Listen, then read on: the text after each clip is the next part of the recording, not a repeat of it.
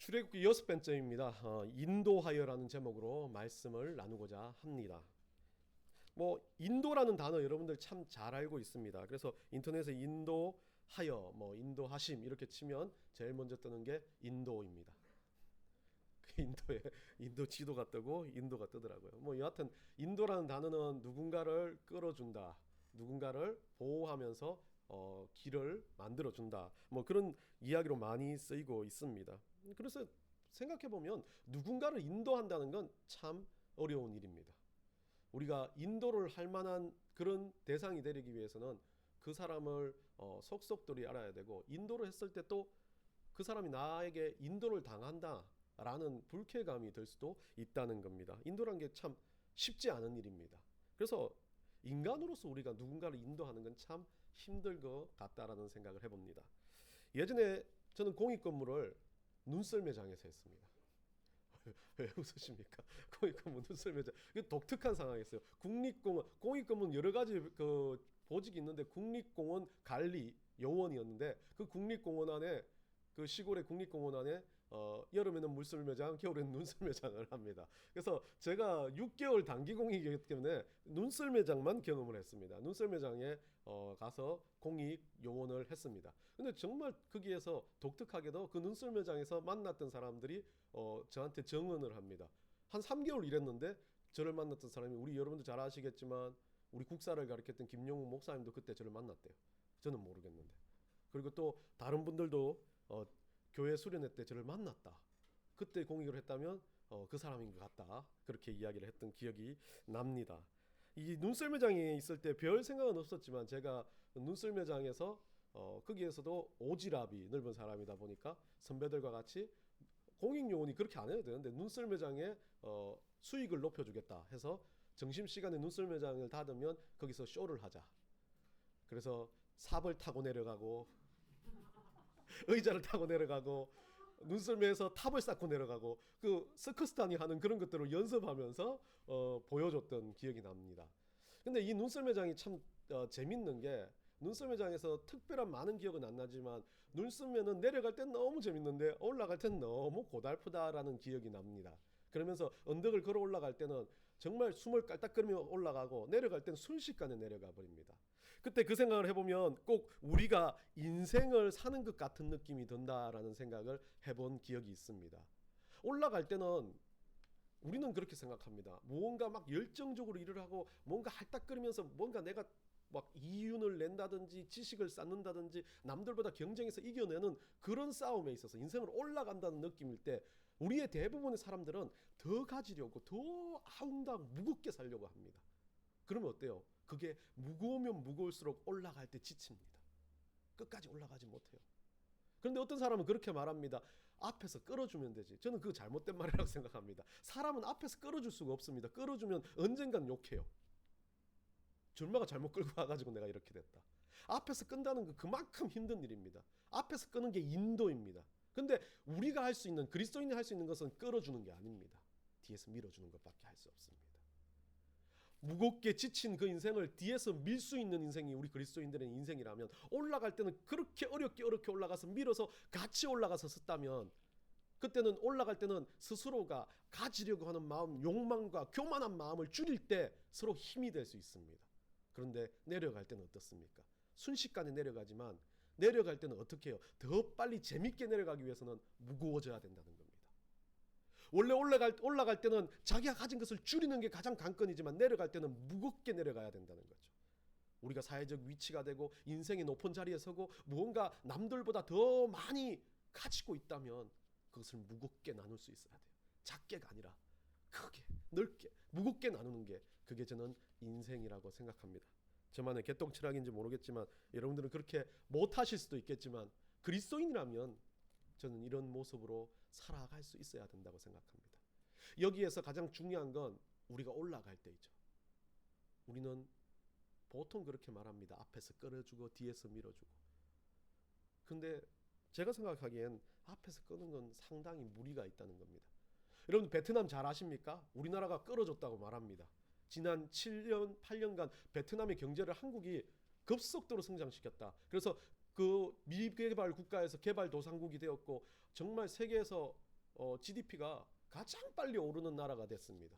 근데 그 나라가 우리나라 어떻게 말할까? 우리가 늘 앞에서 끌어줬기 때문에, 경제적 지원을 해줬기 때문에 그렇게 됐다라고 이야기하는 베트남은 어느 날 갑자기 등을 돌리면서 우리나라가 코로나를 뿌린 국가가 됐고, 막 혐한의 분위기를 고조시키면서 우리나라 없이도 살겠다 합니다. 왜 그렇습니까? 이들에게 앞에서 끌만한 다른 인물이 나타났죠. 일본이라는 인물입니다. 그러다 보니까 우리나라를 버리고 앞에서 끄는 사람이 바뀌어도 된다는 겁니다. 왜요? 앞에서 끌어주는 건 그냥 돈 던져주면서 끌어준다는 느낌이었기 때문에 그렇습니다. 그래서 그 사람들은 어떻게 생각합니까? 한국이 자기들을 인도했다. 아니요, 우리 스스로가 썼다 라고 말을 합니다. 우리 한국은 어떻게 합니까? 이런 배은만두가, 내가 그렇게 끌어줬는데도 그걸 모르다니. S라는 기업이 그 나라 경쟁의 4분의 1을 담당하고 한국 관광객이 안 다니까 관광 수요가 10분의 1이나 줄어들어서 지금 나라가 국가가 폐망할 지경이면서도 그렇게 막 하냐라고 말합니다. 그래서 한국 사람들은 뭐합니까? 경제적인 우호를 끊겠다, 닫겠다 하면서 내가 너를 끌어줬는데 라고 말을 합니다. 베트남 입장에서는 뭐라고? 끌어준 게 아니라고, 네 마음대로 딛고 간 거 아니냐고 말합니다. 양쪽 다 이해가 됩니다. 누군가는 진짜 모든 걸 헌신해서 끌어줬지만 끌어당김을 당한 사람은 난 너 때문에 목이 쫄리도록 끌려서 너무 힘들었어. 난 너 때문에 엎어지면서 가가지고 다리가 다 부러졌는데도 그냥 지금 잘 살면 다냐? 라고 생각할 수 있습니다. 마음이 다른 거죠. 인도란 건 그렇습니다. 인도를 받는 사람이 신뢰하지 않는다면 그건 인도자라고 할 수 없는 겁니다. 베트남이 잘했건 못했건 문제가 아닙니다. 우리는 인도에 대해서 다른 관점을 가져야 됩니다. 누군가를 인도한다고요? 아니요, 절대 있을 수가 없는 일입니다. 인도할 수 있는 건 오로지 우리 하나님밖에 없습니다. 왜요? 그만한 신뢰를 가지고 따를 수 있고 모든 것들을 버리고 그분에게 우리가 따를 수 있다는 믿음이 있다면 그분이 인도자가 되는 겁니다. 다른 것은 인도라는 말을 쓰기보다는 돕는다, 아니면 도와준다, 아니면 그냥 우리가 서포트하는 거나 뒤에서 밀어준다는 느낌으로 쓰는 게 더 나을 거라는 생각이 듭니다. 우리의 인도는요, 인도가 아니라 꼭 누군가를 끌어오려는 우리의 욕망이 될 수 있기 때문입니다. 어쩌면 우리 그리스도인들이 잘못 생각하는 것 중에 하나가, 세상의 영혼들도 우리가 하는 좀 힘든 사람들도 우리는 우리 뜻대로 끌어당기려고 합니다. 뭔가를 좀 베풀어주면서, 선교를 가서도 마찬가지고, 그들을 끌어당기는 인도자는 오로지 하나님밖에 없다는 것을 우리는 명심하며, 우리는 모세처럼 인도를 위한 도구가 되며 인도를 위한 종이 되어야 한다는 것을 기억해야 될 것 같습니다. 오늘 본문을 통해서요, 우리는 모세를 지켜봐야 합니다. 우리보다 잘나면 잘났지 못난 사람은 아닙니다. 하나님이 선택한 이 모세는 우리의 가지고 있는 능력치보다 훨씬 뛰어난 능력을 갖춘 사람이었습니다. 이스라엘을 인도해 내시겠다는 하나님의 결단 가운데 모세를 종으로 선정한 겁니다. 그래서 이 모세를 통해서 하나님은 인도하여 내시겠다라는 장면입니다. 그런데 이런 장면에서 모세의 반응은 상당히 독특합니다. 하나님의 그 거룩한, 지난주에 말했던 것은 떨기나무 불꽃 아래서 그 하나님은 모세를 불러냈고, 모세는 그것 때문에 정말 큰 기적을 체험하면서 그게 득달같이 달려들어서 그것이 뭔지를 보고 싶었던 모세가 하나님의 명령 앞에서, 정말 그 인도자의 명령 앞에서 무릎을 꿇었던 모세가 오늘 하나님 앞에 새로운 측면의 모습을 보입니다. 11절입니다. 11절에 보면 이 모세가 이제 자기 자신에 대해서 분수를 이야기하면서 뭐라고 말하면, 하나님께 이르되 내가 누구이기에라고 이야기하고 있습니다. 이 누구이기에라는 단어는요, 원래 미라는 누가 1인칭 의문문에서, 그리고 아노키라는 단어, 이것은 그 누구냐 어떤 사람이냐는 뜻으로 미 아노키라는 말을 씁니다. 내가 누구입니까? 라는 철학적인 질문입니다. 하나님 앞에서 네가 이제 이스라엘 민족들을 인도해 내야 될 도구가 될 거고 종이 될 거고 내가 너를 쓰겠다라고 이야기하고 있습니다. 내가 너를 분명히 쓰겠다. 너 돈이 필요해? 너 건강이 필요해? 너 세상에서 가지고 있는 권세가 필요해? 다 줄게. 그리고 내가 너를 쓰겠다라고 이야기하시는 그 하나님 앞에서 모세는 지금 그렇게 말하고 있습니다. 내가 누굽니까? 여러분, 이 말은 다른 말로 하면 존재에 대한 의문입니다. 모세는 지금 40년 동안이나 광야를 헤매면서 자기를 찾고 또 찾고 있었습니다. 과거에는 어땠습니까? 사람을 쳐 죽일 만큼, 쳐 죽여도 눈 하나 깜짝하지 않을 만큼 그렇게 아주 강성한 자존감과 자아를 가지고 있었던 사람입니다. 다 할 수 있다는. 근데 모세는 어떻게 됐습니까? 내가 누구간데 나 같은 사람이 그거 할 수 있겠습니까? 라는 거죠. 제가 이 모세의 경험은 아니지만 모세보다 아주 작은 경험이겠지만 저도 그랬어요. 젊을 때, 어릴 때 대학부 학생회 하면 막 몰려왔어요. 몰려온 건 아니지만 부흥이 됐어요. 매주 한 명씩 늘어나고 막 그렇게 처절하게 교회가 힘들어지는데도 가면 청년들은 막 뜨겁고, 주일학교 중고등부 한 명에 가니까 그 대 S 교회를, 금 교회를, 교회 다 뺏긴 주일학교 학생들을 막 10명씩 몰고 오면서 그렇게 가면 가는 곳마다 은혜가 있었고 부흥이 있었다는 생각이, 제 생각이 막 들었어요. 그래서 머리 끝까지 자신감이 있는 거예요. 근데 미국으로 갔고 미국에서 하다 보니까 목사님한테 쫓겨났어요. 물론 거기서 청년부는 정말, 청년들은 잘 따랐고 정말 은혜도 있었고 제 나름대로는 모든 것을 걸어 헌신한다는 생각을 했었습니다. 그런데 그렇게 헌신했던 교회에서 그냥 아무런 미래에 대한 계획도 없이 잘라버린 겁니다. 그때 제가 들어간 곳은 장롱디, 문디에 숨어서 엉엉 울었던 기억이 나요. 아직도 기억이 나면 그 기억이 제 생각에서는, 제 인생에서는 어쩌면 가장 처절하게 실패라고 생각했던 순간이었던지는 몰라요. 그리고 그와 함께 한두 달이 지나면서 정말 죽을 맛이 힘들었어요. 목회를 해야 되냐, 이렇게 해서 내가 한들 뭐하냐, 내가 열심히 해도 누군가 한 번의 소리로 잘리면 아무것도 하지 못하는 인생인데 내가 뭘 할 수 있냐. 그러다가 자식까지 담보가 돼야 되고 가족까지 담보가 돼야 되고 이런 상황에서 내가 왜 목회를 해야 되냐. 차라리 돈 벌고 차라리 그냥 살아가지고 그냥 편안하게 내 인생을 가는 게 더 좋겠다라고 생각을 했던 기억이 납니다. 그 문디에서 기억이 나요. 우리 와이프가 문을 열어보는 거, 빼꼼히 쳐다보는 거. 이러면 그 옷장이라는 미국이 좀 넓으니까 그래도 그렇지, 우리 집은 옷장이 좀 작았지만 그 문디에서 얼마나 처절하게 제 인생이 심각한지를 느꼈던 그 상황. 모세도 비슷했을 것 같아요. 그 뒤에서 제가 질문을 한 거죠. 울면서 질문한 거죠. 하나님, 나 같은 놈이 해야 됩니까? 나 이거 하기 싫어요. 나 이거 절대 못해요 라고 고백했던 그 순간, 이 모세에게는 하나님이 이렇게 다가왔지만 저에게는 아무 말씀 안 했어요. 가족도 아무 말 안 해요. 그리고 뭐 누구에게도 연락도 다 끊었지만 아무도 나에게 어떤 말도 하지 않았어요. 한 달을 학교를 마치면서 거기에서 진행하는 동안 제가 뭘 할 수 있습니까? 뭘 할 수 있을까 하면 질문으로 한 달을 피폐하게 살았던 것 같아요. 그리고 학교 수업이 다 끝나는 순간 한국을 가겠다는 결정을 했고 묵묵하게 따라줬던 우리 가족들을 보면서 회복은 되지 않았지만 모든 자신감은 잃었지만 그냥 끌려가는 듯이 내 인생을 사는 것 같았지만 그때 느꼈던 게 그거예요. 내가 하는 게 아니었구나. 나는 인도자로 살려 했구나. 나는 누군가 말하는 리더라는 인생을 살고 싶었구나. 그런데 난 잘못된 인생을 살았구나. 왜? 내 인생이라고 내가 끌고 다녔으니까요. 그때부터 좀 많이 누그러들고 바뀌었던 것 같습니다. 그런데 저의 결정이었어요. 그때 때도. 그렇지만 그로 인해서 우리 가족도 피해를 보고 여러 가지 피해는 봤지만 하나님은 저에게 단 한 가지를 알려주시던 것 같아요.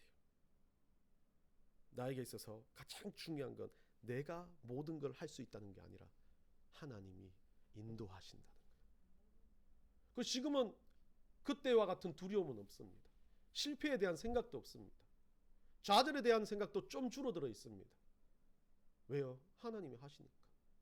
하나님이 하신다면 어떻게든 하나님은 길을 내실 거니까. 나는 내가 길을 내는 게 아니라 그 길에서 힘들고 어려워도 꾸역꾸역 하나님 길을 걸어가면 돼. 하나님께서 허락하신 그 길에서 걷기만 하면 되는데 내가 어떤 것으로 내 힘으로 내 능력으로 아웅다웅 해봤자 소용없는 몸부림을 치고 있을까라는 생각을 참 많이 했던 것 같습니다.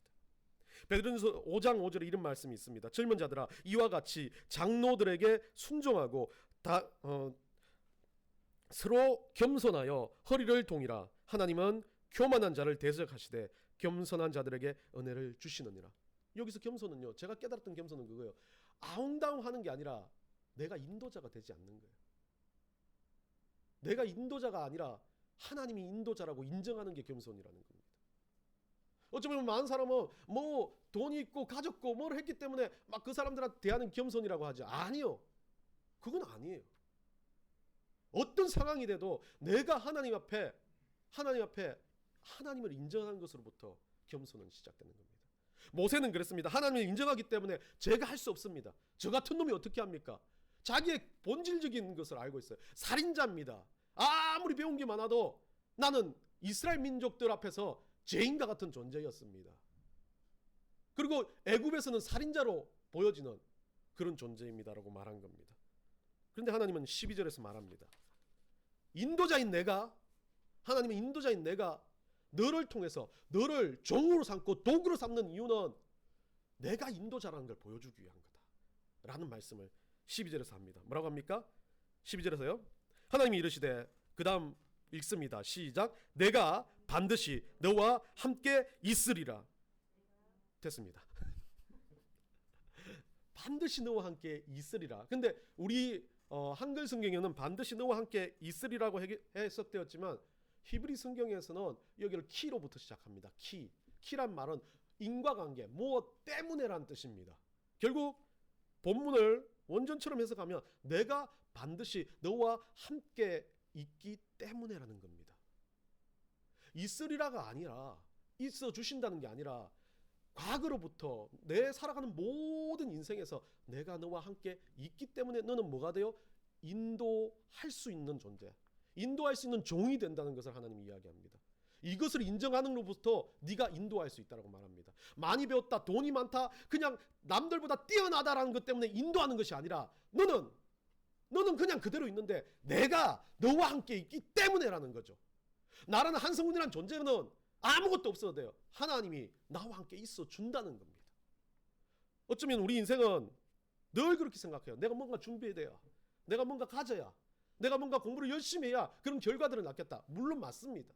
그런데 그것보다 더 전제가 되어야 되는 것은 하나님이 나와 함께 하시기 때문에 그것들을 할 수 있다는 겁니다. 내가 종이 되고 인도자가 되는 이유는 내가 하는 것이 아니라 하나님이 나와 함께 해주시기 때문이라는 거죠. 오늘날 우리 가운데 성령이 내주하셨다라고 성경에서 기록해 주신 이유는 하나님이 나와 동행해 주신다는 겁니다. 그렇기 때문에 우리는 그리스도인으로서 인도자의 인생을 살 수 있다라고 말합니다. 인도자가 아니라 우리는 인도를 하는 사람, 종의 의미를 갖고 살아가야 합니다. 하나님의 도구가 되는 겁니다. 인도자는 하나님뿐입니다. 그리고 우리는 그 도구가 되어서 하나님의 종이 되어서 살아가는 인생이 되는 것. 그게 바로 이 전제, 하나님이 우리와 함께 계시기 때문이다라는 것을 인정하는 것부터 시작합니다. 인생의 밑바닥에서, 아니면 인생의 가장 잘 나가는 자리에서도 우리 하나님이 나와 함께 계시기 때문에 내가 이 인생을 살 수 있다. 여러분들 수천 억만 원을 가지면 뭐합니까? 그 인생 가운데서 아무것도 행복할 수 있고 편안할 수 있겠지만 결국 그 인생의 끝자락에서는 똑같이 죽음을 맞이합니다. 꼴딱꼴딱 넘어가는 그 죽음에서요, 가져갈 수 있는 거 아무것도 없는 그 마지막 부분에서 우리는 뭐라고 말합니까? 조금 더 내 생명을 연장시키기 위해서 의학적인 기술을 갖다 줘. 그래도 연장이 돼도 똑같이 죽음의 시기는 똑같이 다가옵니다. 더 두렵습니다. 왜요? 계속 연장될수록 얼마 남지 않았다. 연장하면 할수록 뭐가 더 많아요? 자기의지가 더 많아지는 거예요. 근데 하나님이 나와 함께 계신다는 것, 계시기 때문에 내 인생을 여기에서 하나님 주신 대로 가야 된다는 사람의 고백은 절대 두려움이 있을 수 없습니다. 평안할 수밖에 없는 거죠. 모세는 자기 인생의 이제 마지막 부분을 하나님 앞에 맡기기 위해서 하나님 앞에 고백하는 겁니다. 하나님, 저 같은 존재, 이렇게 아무것도 아닌 존재를 하나님 쓰시겠습니까? 하나님 말씀하십니다. 네가 하는 게 아니라 내가 너와 함께 하기 때문에 이 일은 할 수 있을 거라. 그러면서 우리 하나님께서 너와 함께 때문에 내 백성을 내어낸 후에 독특하게 너희가 이 산에서 섬기리니 이것이 내가 너를 보낸 증거니라. 너를 보내가지고 이스라엘 백성들이 그 일들을 할 때 이 산에서 하나님을 섬기게 될 것이다 라고 이렇게 말합니다. 왜? 내가 너희와 함께하기 때문에라고 말하죠. 그러면서 이것이 연결되는 이야기는 섬기다라는 단어는 아바드라는 단어인데, 이 아바드라는 단어는 우리가 말하는 예배라는 뜻입니다. 다른 말로 하면 봉사, 헌신, 예배라는 뜻인데, 이 산에서 섬긴다라고 말하는, 지금 말하는 신의 산, 이 호렙에서 하나님을 섬기게 될 거다라는 이야기가 되겠지만, 여러분 한번 생각해 보십시오. 이스라엘 민족들을 인도하여 내기 위해서 애굽으로 모세를 보낼 겁니다. 그리고 너를 종으로 쓰겠다고 하십니다. 그러면서 하나님 명령합니다. 내가 너와 함께 하기 때문에 네가 갈 거다. 그리고 내가 너와 함께 하기 때문에 너희들은 출애굽을 갈 거고, 내가 너희와 함께 하기 때문에 너희들은 이 산에 다시 돌아올 거고, 내가 너희와 함께 하기 때문에 이 산에서 아바드 예배하게 될 거고, 봉사하게 될 거고, 일을 하게 될 거다. 누구를 위한 일? 인도자를 위한, 하나님을 위한 일을 하게 될 거다라는 거죠. 이 말을 다르게 해석하면요, 모세를 통해서 하는 모든 삶의 여정들, 이스라엘 민족들 통해 하는 모든 삶의 여정들, 내가 먹고 자고 마시고 일하고 돈을 벌고 공부하고 살아가는 모든 삶의 현장들이 하나님이 함께 하시기 때문에 그것이 예배가 되고, 그것이 하나님의 일이 되고, 그것이 하나님의 도구로서의 역사가 되어진다는 것을 우리 하나님 말하는 거죠. 인도하여 낼 수 있는 것, 인도자는 한 분뿐인데 인도하여 종으로서 역사되어지는 것은 내가 가는 곳마다 사는 곳마다 하나님의 뜻대로 하나님이 나와 함께 계시기 때문에 그 자리가 예배의 자리, 하나님의 역사의 자리가 되게 만드는 것. 그게 우리가 그리스도인들이 하나님의 인도자, 하나님께서 인도하시는 인도자의 종의 역할을 하는 일이라고 말을 합니다. 그러면서 13절에 가서 13절에 가서 이 하나님께서 또 세 번째로 이야기를 하시는 게, 모세는 하나님께서 이런 일들을 하면서 이 뭐 여러 가지 앞쪽의 구절보다는 뒷구절에 좀 집중을 해봅니다. 그들이 내게 묻기를 그의 이름이 무엇이냐 하리니 내가 무엇이라고 그들에게 말하리까. 이 종으로서의, 인도자의 종으로서 역할인데 이제 두려운 게 하나 더 있어요. 하나님 같이 가시는 거 맞습니다. 인정합니다. 나를 통해서 하나님께서 하실 건 알겠습니다. 그런데 이스라엘 민족들이 나를 손가락질하고 쫓아냈습니다. 살인자라고 말했습니다. 근데 그들 앞에 가서 갑자기 나타나서 내가 하나님을 인도하는, 하나님께서 나를 쓰셔서 너희들을 인도하여 낼 거야 라고 말했을 때 어떻게 말합니까? 라고 말을 하는 겁니다. 꼭 이 구절이 있는데 저는 보이스피싱이 생각났어요. 여러분들 보이스피싱 당할 때 대부분 보면 이 기초 정보가 다 유출이 돼가지고 저한테 전화 와서 예, 한성훈 씨 댁이죠. 뭐 예, 전화번호가 몇 번이고 또 주소가 어떻고, 예, 맞습니다. 그런데 한성훈 씨의 아드님이 지금 이 뭐 크게 다쳐가지고 병원에 입원했습니다. 바로 돈이 얼마 필요합니다. 돈을 보내주세요. 특히 미국에 있다면 국제전화가 왔어요. 저는 뭐 섬뜩할 거 아니에요. 아드님 이름 뭐가 맞죠? 아드님 날짜는 뭐가 맞죠? 막 그럽니다. 그럴 때 그 보이스피싱을 뭐 막는 법 중에 하나, 이제 뭐 여러 가지 이야기 중에 하나가 뭐냐면, 보이스피싱이 오면 이제 대려 그런 이야기를 다 하면 질문을 해봐라. 가장 우리 집에서 만약에 우리 아버지를 집에서 부르면, 우리 만약에 수아를 제가 부르면 막 핑크 돼지. 아니면 제가 뭐 어릴 때 우리 아버지가 저를 부를 때 성훈이라고 부르지만 오리궁뎅이도 부르기도 했고, 뭐 여러 가지 애칭도 있을 수 있고, 남들이 모를 만한 그 가족만에 가지고 있었던 정보의 유출이 아니라 그 가족만에 가지고 있었던 이야기들을 해봐라. 정체성. 내가 사랑하는 딸, 내가 사랑하는 아들, 우리 한갈래비를 부를 때 제가 어떻게 부르냐. 뭐 우리 수아는 뚜아뚜아, 한갈래비는 이건 말하면 안 되는데, 여하튼 그런 아이, 아주 좋은 아이, 뭐 그런 의미를 가진 애칭들이나 이런 것들을 되물어 보면 거기에서 답을 못하면 대부분 보이스피싱이라고 이야기하는 거죠. 그 이스라엘 민족들 앞에 갔을 때 이스라엘 민족들이 그러는 거예요. 보이스피싱인지 아닌지 모세한테 네가 뭔데 우리를 인도해? 이 보이스피싱 아니야? 라고 이야기할 정도로 모세한테 되물었을 때 말을 하는 거죠. 뚜아뚜아의 아버지다.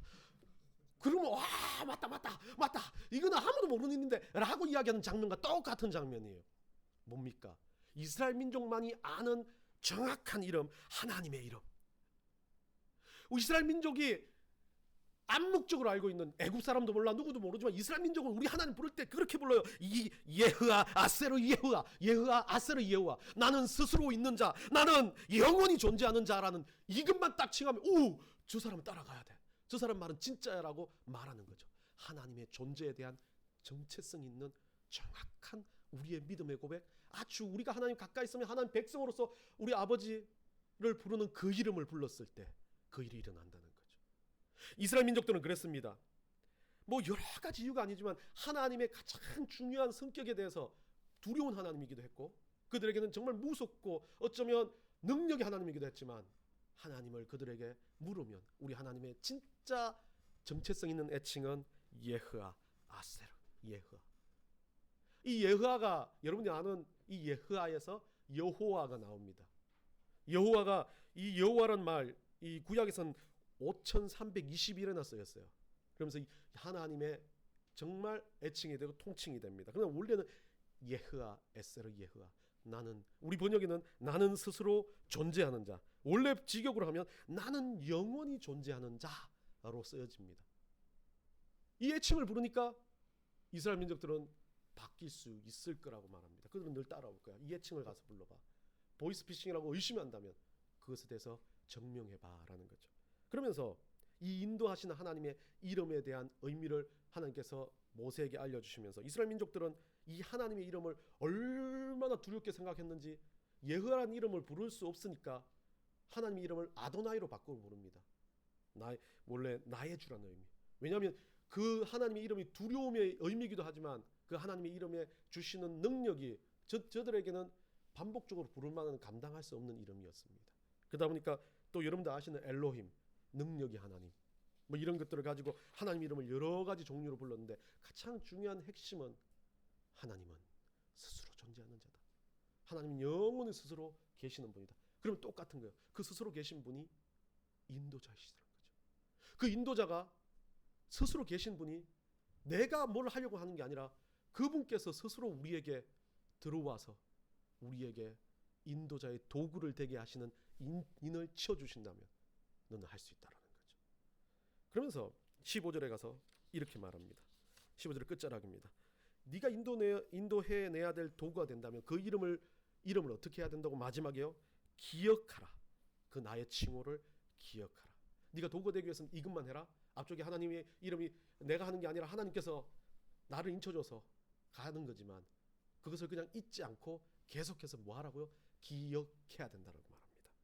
이 지크리라는 이 단어는요, 하나님의 입장에서 봤을 때는, 언약에 대한 하나님의 입장에 봤을 때는 하나님이 구원하시고 보존하시고 인도하심에 대한 기억입니다. 우리 하나님이 주어가 된다면 우리를 구원, 인도하시는 거죠. 그런데 우리가 주어가 된다면, 우리 이 땅에서 살아가는 인간편에 섰을 때 이 기억은 회개하며 하나님의 말씀을 준수하는 겁니다. 결국 하나님의 도구가 되어서 우리가 인도하여 내야 할 그런 하나님의 백성들, 그리스도인이라면, 우리는 가장 중요한 게 마지막 부분에 우리에게 인생을 살면서 하나님 알아요. 우리 하나님께서 우리에게 임재하시고 우리를 인도하시는 하나님인 걸 알아요. 그 이름에 대한 권위도 알고 유일하신 하나님인 걸 압니다. 아는 것으로 끝나는 것이 아니라 어떻게 해요? 아바드, 우리 삶의 예배를 계속해서 반복하기 위해서 뭐 하는 겁니까? 기억하는 겁니다. 기억한다는 건 단순하게 기억하는 것이 아니라 내 삶을 하나님 앞에 올려놓고 기억하는 겁니다. 잘게 쪼개서, 그때 내가 그 사람한테 말 한마디 잘못했구나, 회개해야 돼. 그때 내가 그 사람한테 던졌던 그 말이 하나님 너무 기뻐하셨구나, 감사해야 돼. 하나님, 내가 그때 그 위기가 있었을 때, 그때 정말 죽을 만한 위기에서 우리 하나님이 나를 살려주셨구나, 찬양해야 돼. 그런 영광을 가지고 우리 삶을 잘게 쪼개서 하나님 앞에 우리 삶이 기억되게 만드는 것, 우리가 하나님 앞에서 우리 삶을 기억하는 것, 그게 인도하는 종으로서의 역할이라는 겁니다. 이처럼 우리는 모세보다 못한 존재이지만 하나님 우리에게 똑같은 사명을 주셨어요. 우리가 하는 게 아니기 때문에, 모세가 했던 게 아니기 때문에, 이 땅을 살아가는데 수천 년이 바뀌고 이 땅에서 과학 문명이 엄청 발달하고 모든 게 바뀌어도 모세와 똑같이 하나님은 우리에게, 하나님이 함께 하시기 때문에 우리는 기적의 백성이 되는 거고 거룩한 하나님의 용사가 되는 것입니다. 그래서 우리는 인도하여 낼 자들이 됩니다. 인도자가 아니라 영혼들을 인도하여 내고 영혼들을 살려내고 하나님의 백성으로서 나 스스로도 내 삶을 인도하여 낼 자가 되어서 하루하루 주님과 동행하여 살아가게 되는 것입니다. 일주일 동안 여러분 살아가실 때 여러분 삶에, 여러분의 자리에 이런 아바트, 이런 하나님께서 칭송하신 지크리, 기억해야 될 모든 일들이 넘쳐나시기를 간절히 축원합니다.